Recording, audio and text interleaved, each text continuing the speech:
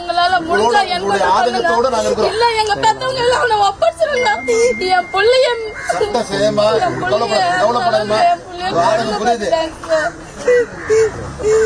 அவெல்லாம் அந்த பூமி மேல இருக்க வேண்டியவன் கிடையாது சார்.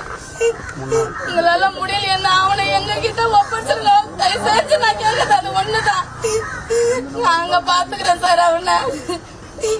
என் பிள்ளைய ஒரு காட்டு மிருகம் வேண்டாடுற மாதிரி என் பிள்ளைய வேட்டாடி போயிட்டான் சார். எனக்கு 3 பெண் குழந்தைங்க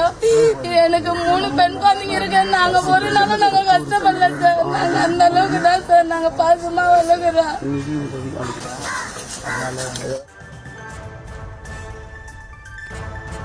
திருவள்ளூர் ஆரப்பாக்கத்தில் சிறுமியை தூக்கி சென்று பாலியல் வன்கொடுமை செய்த கொடூர சம்பவம் அடுத்து அதிமுகவினரிடம் சிறுமியின் தாய் கதறுகிறார். அந்த காட்சிகளையும் தற்போது பார்த்து வருகிறோம்.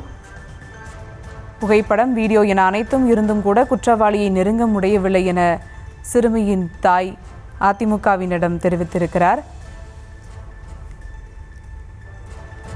கூடுதல் விவரங்களோடு இணைகிறார் செய்தியாளர் பிரபு. வணக்கம் பிரபு, விவரங்கள். வணக்கம். திருவள்ளூர் மாவட்டம் ஆரம்பாக்கம் அருகே பள்ளி சிறுமி பாலியல் வன்கொடுமை செய்யப்பட்ட சம்பவத்தில் குற்றவாளியை கைது செய்ய 10 நாட்களாக திருவள்ளூர் மாவட்ட காவல்துறையினர் திணறி வரும் நிலையில் குற்றவாளிகளை பிடிக்க ஊத்துக்கோட்டை, கும்மிடிப்பூண்டி, திருத்தணி, திருவள்ளூர் உட்கோட்டங்களை சார்ந்த டிஎஸ்பிக்கள் தலைமையில் தனிப்படை அமைக்கப்பட்டு சிறுமியை பாலியல் வன்கொடுமை செய்த குற்றவாளியை பிடிக்க போலீசார் தீவிரம் காட்டி வருகின்றனர். மேலும் மாவட்ட காவல்துறை சார்பில் குற்றவாளிகளின் சிசிடிவி பதிவுகளை சமூக வலைதளங்களில் பதிவிட்டு பொதுமக்களின் உதவியையும் போலீசார் தற்பொழுது நாடியுள்ளனர். இந்த நிலையில் குற்றவாளியை உடனடியாக கைது செய்ய கோரி பல்வேறு அரசியல் கட்சியினர் ஆரம்பாக்கம் காவல் நிலையம் அமைந்துள்ள பகுதியில் ஆர்ப்பாட்டத்தில் ஈடுபட்டு வருகின்றனர்.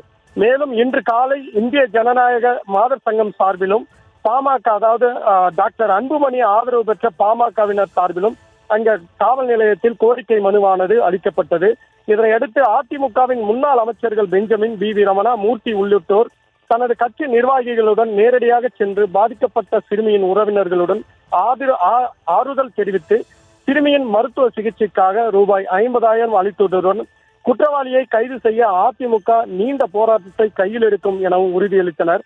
அப்போது சிறுமியின் உறவினர் குற்றவாளியை எப்படியாவது கைது செய்து எங்களிடம் ஒப்படைக்க வேண்டும் என அதிமுகவினருக்கு கண்ணீர் கோரிக்கை வைத்த நிகழ்வு அங்கு காண்போரின் கண்களிலும் கண்ணீரை வரவழைத்தது.